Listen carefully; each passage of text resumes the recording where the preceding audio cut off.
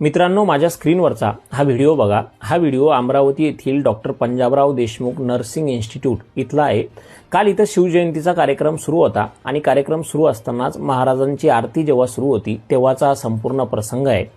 आरती सुरू आहे, सगळे विद्यार्थी किंवा सगळे शिक्षकवृंद टाळ्या वाजवत आहे. कुणाच्याही पायात चप्पल किंवा बूट नाही.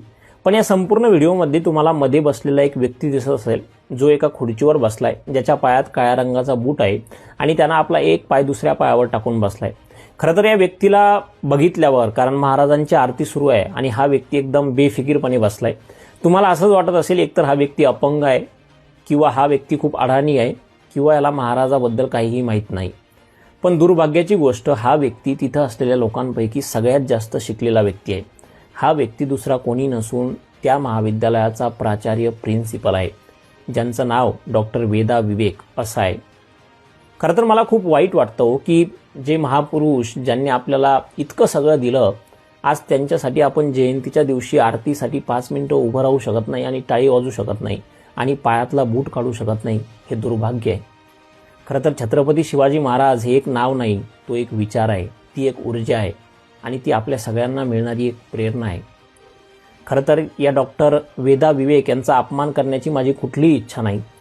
पण एक युवक म्हणून माझी अशी इच्छा आहे की कमीत कमी वडीलधाऱ्या प्रत्येक माणसानं आमच्या महापुरुषांची जाती धर्माच्या पलीकडे जाऊन त्यांचा आदर करावा, त्यांचा मान सन्मान करावा.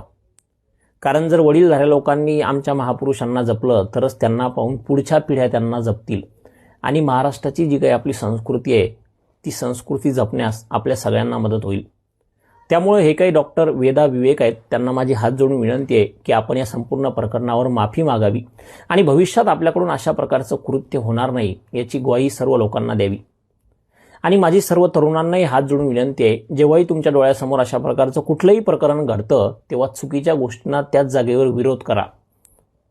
कारण या महाराष्ट्रात सगळी सर्वोच्च स्थानी आपले महापुरुष किंवा छत्रपती शिवाजी महाराज आहेत, त्यांचा अपमान कधीही सहन केला जाऊ शकत नाही.